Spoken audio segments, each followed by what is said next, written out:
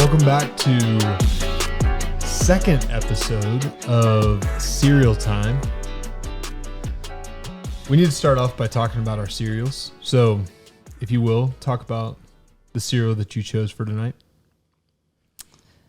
I chose Lucky Charms for tonight. Why did you choose Lucky Charms? I think it's because I just hadn't had it in a while, and I didn't really want something super fruity like Fruit Loops or Fruity Pebbles, but I still wanted some kind of sugary something. So I went with the marshmallows and Lucky Charms, but you have to wait a little bit for the marshmallows to get a little bit soggy.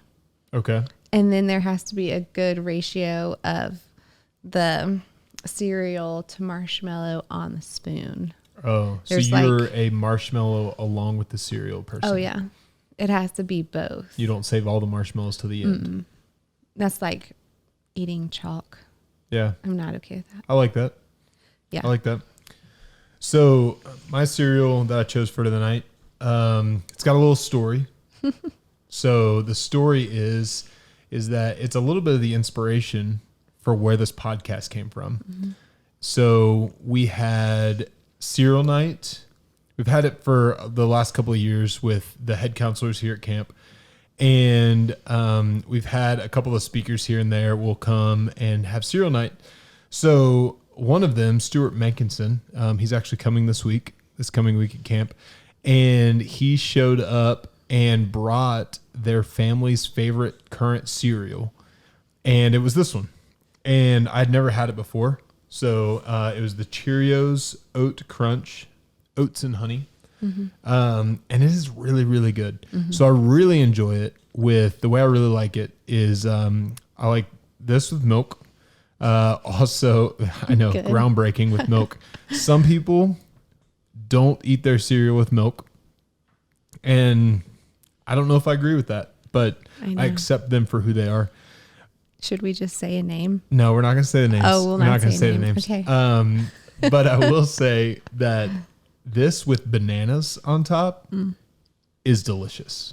And it is a very filling meal. Actually, I had this for dinner tonight, and it was delicious. Very filling. So that is our cereal. I'm going to set that off to the side. So Cheerios, if you want to sponsor our podcast, you totally can. General Mills, I don't know who makes Cheerios. Is it Cheerios that makes Cheerios? No, General Mills. They make everything. They make everything. Wow.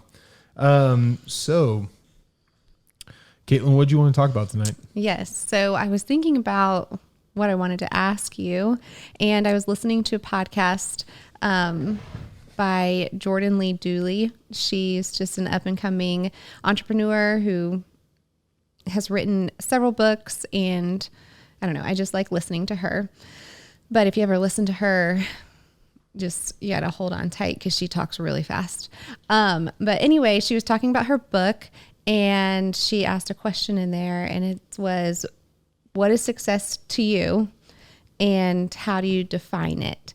And so it's kind of just like you looking, I want to know how do you define success just for your life?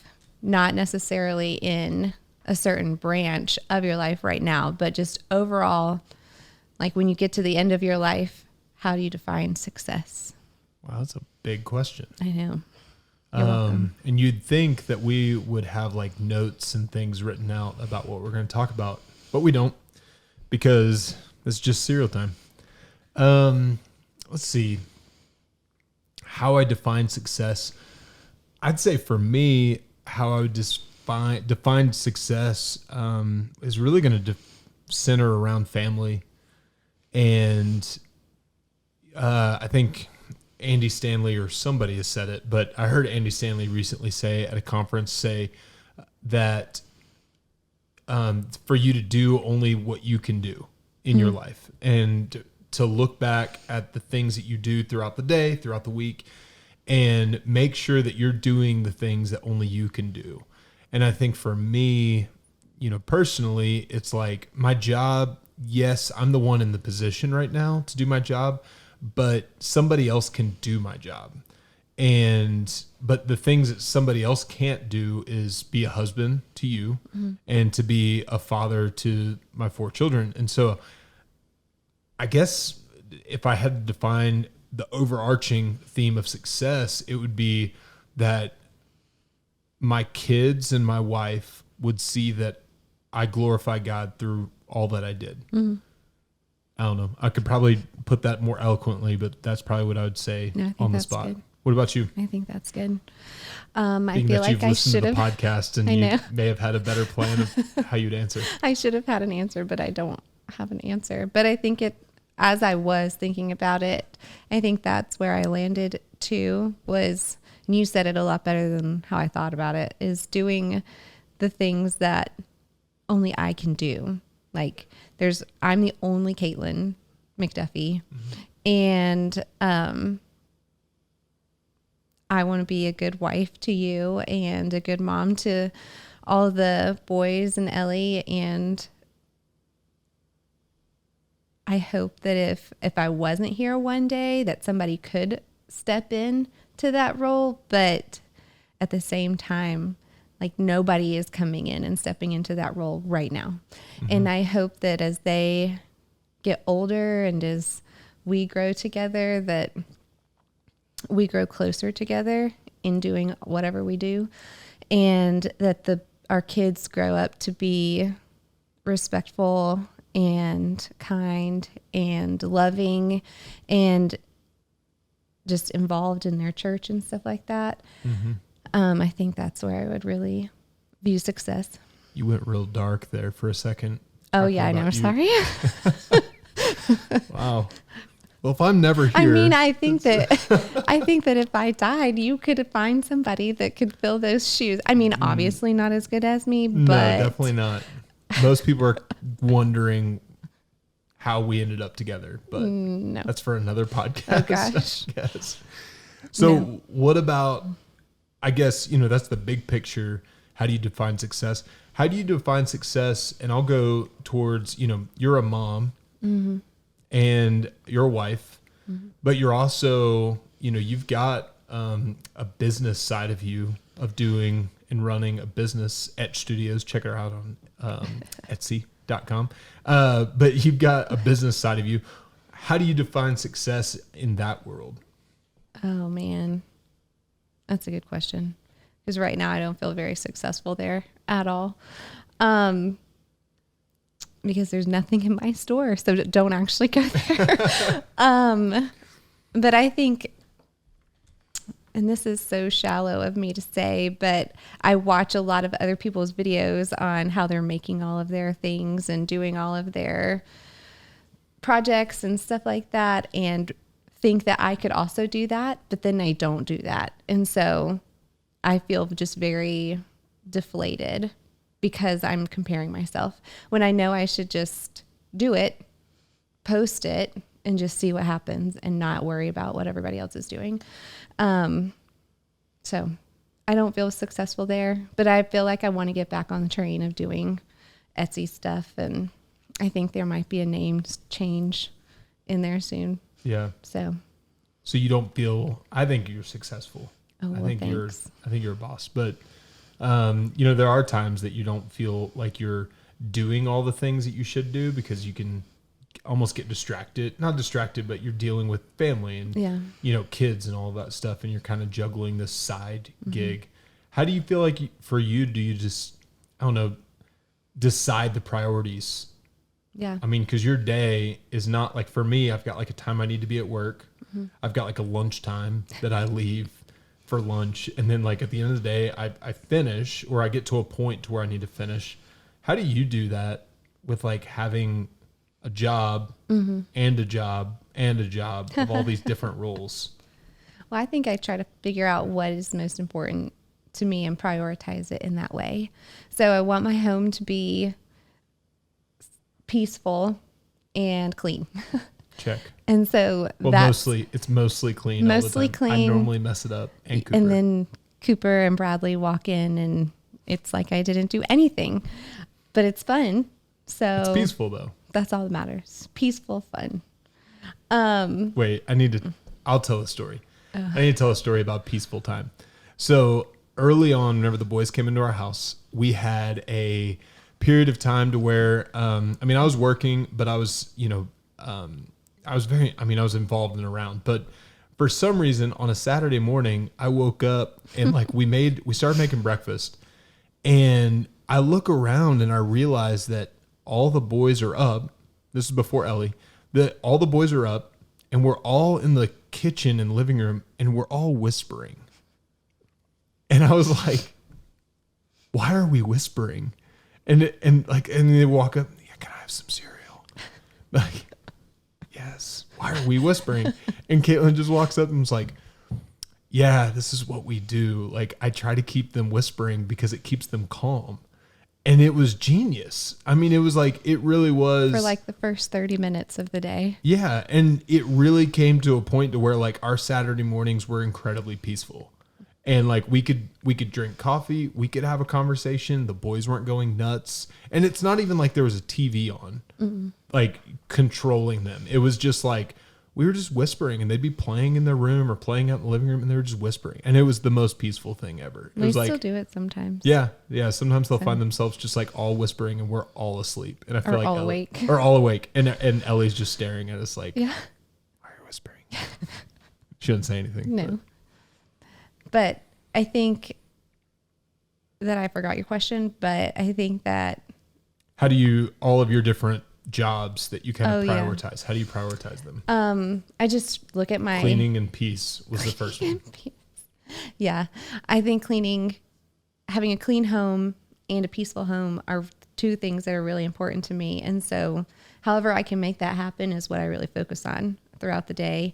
And right now in this season with like this training phase with all of our kids, where I feel like I just need to be really involved in their lives and what they're doing and how they're responding to people and to other friends and things. I just want to be involved with what they're doing. So the little business side of me is just put on the back burner. And so I'm just not worrying about it right now. There's ideas that I want to do and have in my mind, but right now it's not the focal point of what I want to do. Yeah. So. Well, I think you're doing a good job. Oh, thanks. Well, I think that looking at, kind of back to the question of, how do you define success? It's not about how much extra money you bring in to the family.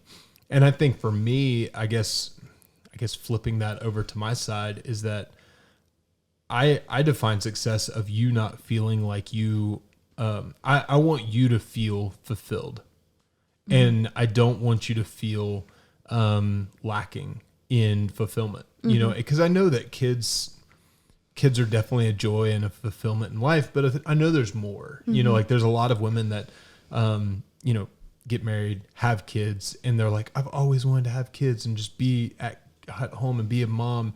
And it's like, some are perfectly content with that. Some like to do these side gigs and side jobs to where they can grow, whether it's, being able to, buy that extra little thing that they've always wanted to buy. But I think for me, like, I don't want you to ever feel like I have to have you doing that side gig. And it's like, I know financially not everybody can be in that position, and we're very grateful to be in that position, but I want you to feel successful in being able to do it and enjoy it and not feel forced to do it. Yeah. Cause that's a big, balance, right. I guess. I think for me, outside of the big picture of success, there's a lot that goes into the different jobs that I do at camp and the different jobs I do around here. I think at work, success is getting to the end of the day and knowing that I did everything I needed to do to move the mission forward. Because I think that there's days that you get bogged down by failing at the different things. The other day we're moving forward with a project around the lake, a new bridge, and I felt like I had everything covered, and then I kind of got a curveball saying that I needed engineered plan for a certain aspect of it. And it really threw me off of just feeling like I failed and feeling like I wasn't successful at all and feeling like I just completely dropped the ball here. And it kind of gets to that point to where like I have to clear my mind and go, okay, I got to the end of the day, and yes, it wasn't the outcome I was looking for, but I know that personally I did everything I needed to do to move the mission of the camp forward. Mm-hmm. And I feel like that's at the end of the day I find success, because I definitely can't find success in everybody's happiness or find success in just making my boss happy. It's like, that's not what success is. It's like me being okay with what I've done at the end of the day to know that I've done all that I can do. Yeah. This is a little bit of a rabbit trail, but you said that whenever you have those failing moments, like sometimes they're just hard to get over. So how do you get over that? Because whenever I see you, like you're really good at just letting some comments or things that are going on at work kind of roll off your back sometimes. But in those moments, especially in the curveball moments, when you feel like a failure, how do you get back on track? Well, there's two sides of it. On one side, I feel like for me, I can kind of thrive in the curveball period of time to where, back whenever COVID happened and everything was kind of hitting the fan and it was just like kind of wild as to what was going on. I don't know, it kind of brought me to life of going, oh, we've got a problem. I need to like figure out the solution for this. Solution. But I think that the times that I do get hit with some type of big change in the direction I was going, I think I have to lean towards positivity. And I know that's the most cliche thing ever. Like I hated even saying it. That's cute. But I do think that as you look at it, like, yeah, you can find all the negative things that happen in life. And ultimately, like, my positivity isn't just like a state of mind, as people say, but it's like finding my satisfaction in God and not my satisfaction in men and not my satisfaction in, the world. But it's like knowing that at the end of the day, like my relationship with God is good and I'm pursuing him and I'm not pursuing myself. Mm-hmm. And I think that through that you can find joy and happiness. And it's like, I have to have that positive thinking, because if you just sit there and get negative, that's whenever you really do find yourself spiraling. And all of a sudden you've got more problems that you're getting faced with than you were before. Mm-hmm. So that was a good question. Yeah. That was good. Is that a good place to end it? Any other thoughts? Yeah, I do have one thought. Oh, goodness. Question. Okay. Maybe it's for the people. Are you going to put that new logo in? Yeah. Okay. So I have a question about the new logo for the people. One, do you like it? Two, on time, do you like the TYM? Because I'm kind of struggling with it. Oh, I didn't put that in. Oh. You didn't look at the logo that I showed you? No. Remember whenever I said, hey, look at this one? And I said, did you see it? And you said, yeah, I saw it. But you weren't because you were looking at your phone? Mm. Yeah. So I didn't put that logo in. I put a different one in. Well, maybe you can show them that one. Maybe. You went rogue. I know. I'm sorry. That's okay. But we're uncut. Well, I'm literally not going to cut this out. Are you going to put that one up ever? Whoops. I might. I could put that logo up. Just put it up because all right. Because the TYM logo is time. may have already popped up, but yeah, they'll see it. But I feel like that makes me think of time, like the plant. Yeah. Okay, like the seasoning. Yeah. Got it. I think that an herb or a spice? An herb? I think it would also be called a plant. Or a plant. I think it's still a plant. It is no a plant. matter what. Yeah. But anyway, it makes me think of time like that I would cook with. Yeah. The herb or plant. Spice. Wow. Just going in circles. Okay. So I guess let us know what you think of that logo. All 20 listeners of this podcast. But final question I would like to know is name your favorite cereal. because I feel like that's something I do like to hear. We love cereal, and we have a lot of cereals currently in our house. I think we probably currently have, what do you think, 10 different cereals? I think we peak at probably 15. 15. We've probably peaked at like 20. Maybe. Yeah. It's very... So I want to hear, comment below your favorite cereal, and I'd love to see them. So maybe we'll start reviewing some cereals that we've never had before. Yeah. Branch out a little. Yeah. Who knows where we're going to go. So thanks for watching. That's it. We're ending it right there.